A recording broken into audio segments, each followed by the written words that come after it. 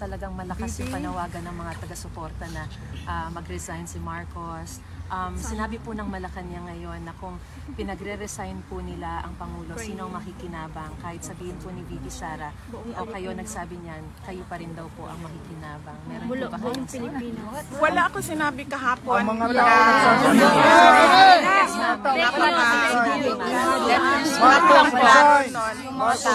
first speaking ko, hindi ko siya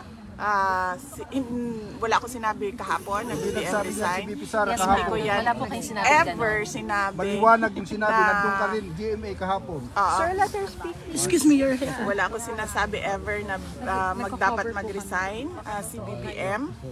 Ang sinabi ko lang kahapon, sabi ko kung nananawagan kayo ng BBM resign, bigyan nyo ng rason kung bakit yan ang panawagan ninyo sa kanila. And then I gave them examples. It was very clear.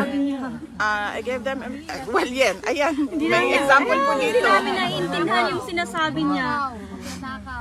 Kasi Dami ka dong anomalya. Magpadante kami ang criminal at mga drug addict. so, yun lang naman ang sinabi ko. Sabi ko sa mga tao, pag nanawagan kayo ng BBM resign, dapat sabihin ninyo kung bakit. Para naiintindihan ng mga nakikinig, bakit ba tayo nananawagan Wala ng po kami resign?